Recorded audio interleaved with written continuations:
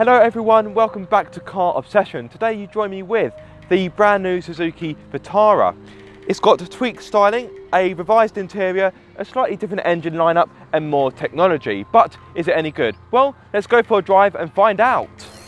So in this video I will be driving both the 1.4 litre Boosterjet engine and the 1 litre Boosterjet engine, both of which are turbocharged petrol engines. So if you're looking for a diesel engine, I'm afraid you are out of luck because there isn't one. And in fact, Suzuki has dropped all the diesel engines. So if you want a Suzuki with a diesel, well, you can't have one. Soz. Anyway, let's move on to the 1.4 litre Boosterjet I have here. So it's a 4-cylinder turbocharged petrol unit which offers 140 horsepower with 220 newton meters of torque. Power is mated to a 6-speed manual gearbox which has a very nice slick change to it. It works very well. The clutch pedal, it's also got a nice weight to it.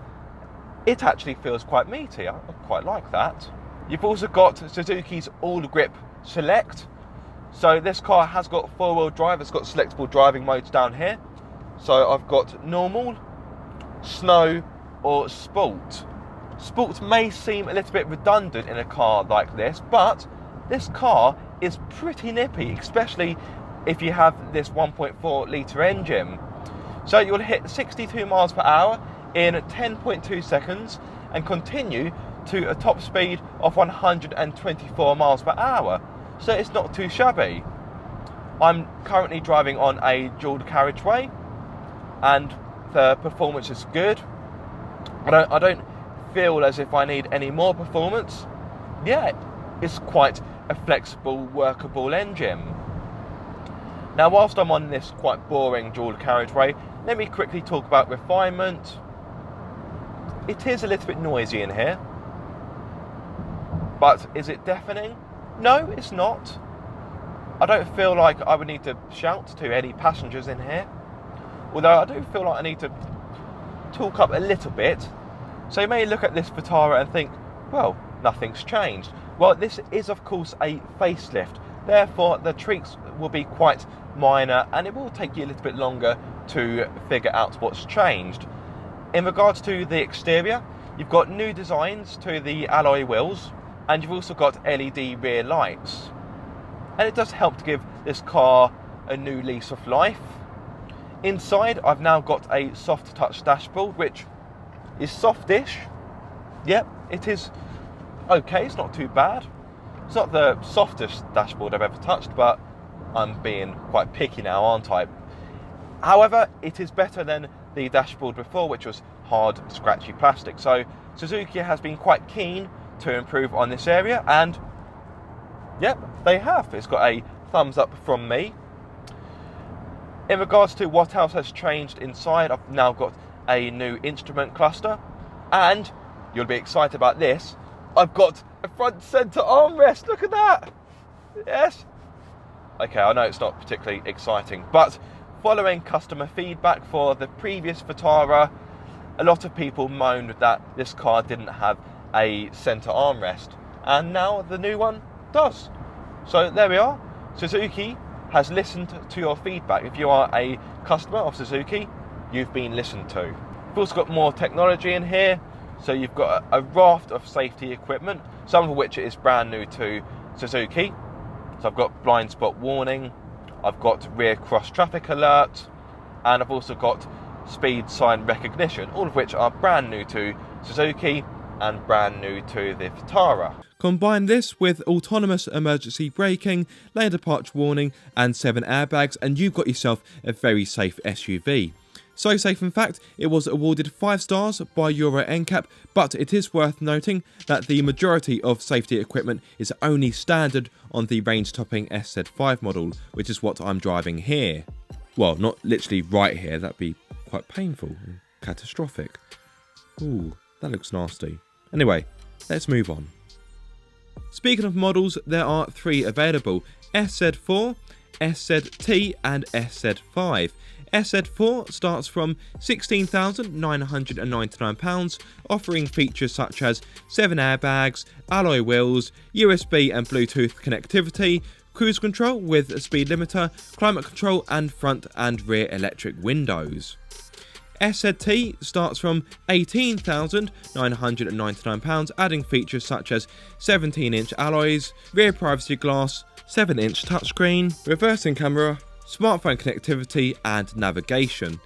Then last but not least you have SZ5, which starts from £22,499, adding features such as LED headlights, 17-inch polished alloy wheels, suede seat fabric, keyless entry, speed sign recognition, blind spot monitor, adaptive cruise control, autonomous emergency braking, lane departure warning and a panoramic sunroof. These seats are really, really nice. They're very comfortable, they're very supportive as well, and if I'd got in this car, sat in this seat, and I hadn't been told it was a Suzuki, I would have thought it would have come from a more premium brand. So these seats are very surprising, in a good way of course. Now don't get me wrong, there are still a few hard scratchy plastics about, so on the door cards, but this is a cheap car, therefore you can't expect too much plushness because, well, it's built to a price. Suzuki has always been about offering good value motoring. Now I may be on a nice smooth road, which is a bit of a rarity in the UK, but I can tell you the ride is pretty good. Down here I've got no complaints, it's compliant, it's smooth, it rides nicely. Right, this road is a little bit more bumpy, so let's see how we get on in regards to ride comfort. Still not too bad, the damping's pretty decent. The ride is bobbing up a little bit more now, but this road isn't particularly brilliant. But is it still comfortable? Yes, it is. Right, let's pop it into sport mode, shall we? Be rude not to. As you would expect, the car becomes more responsive, and the fun factor also goes up a little bit as well. This car is quite keen to get going. Feedback from the steering is okay. It's not constantly talking to me, but I wouldn't say it's got no feedback, and it's no worse than any other car in its class. The steering has got a decent weight to it. It's quite direct, it's quite responsive, but it helps that this car is very light. So although it's a reasonably big car, it weighs just over 1,200 kilos. So for what it is a very light car, which helps with the cornering, handling, and of course fuel economy. Speaking of which, on a combined run, this car, well, this particular engine can offer you 52.3 mpg on a combined run, and in regards to CO2, it emits 127 grams per kilometre. Let's talk about handling. Handling's pretty decent. As I said earlier, this car is light, therefore it feels quite agile in the bends. There's a decent amount of grip. The steering, as I said, is quite responsive. Yeah, it's quite a fun car in the corners. There is, of course, body lean, with it being a high-riding SUV, but it's by no means awful or alarming. But so far, on this relatively short drive, I've been quite impressed by this car. It's got a good amount of kit, it drives well, the engine has got a good amount of performance, it's comfortable, it's got decent handling. I think it's quite a good looking car, but of course looks will always be subjective. So far the Vitara is ticking quite a few boxes. This 1.4 litre engine, it's zesty, it's nippy, it's got a nice fizz about it. So that's enough of the 1.4. What about the 1 litre version? Well, I shall click my fingers and I shall be in one. So 3, 2, 1, and like that we are in a 1 litre Boosterjet engine. Well, a car that's got a 1 litre Boosterjet in it, of course. So this is actually an automatic version, 2-wheel drive, so it hasn't got the all grip select system. So let me tell you what it's like, first initial impressions, because I've only got this car for about 10 or 15 minutes, so these are very much my first impressions. It's okay, the automatic gearbox isn't too bad. So in regards to power, this engine kicks out 82 horsepower with 160 Newton meters of torque. So it doesn't sound overly powerful, but in real world conditions, it does just fine. In regards to performance, you'll hit 62 miles per hour in 12.5 seconds and continue to a top speed of 111 miles per hour. So that's the performance, but what about fuel economy? This engine, coupled with the automatic gearbox, offers 49.5 mpg on a combined run, and in regards to CO2, it emits 129 grams per kilometre. In case you're wondering, the figures given are using the old NEDC method and not the new WLTP method. This automatic gearbox can be a little bit slow to wake up, but on the whole it's not too bad. Pop it into manual, got paddles on the steering wheel.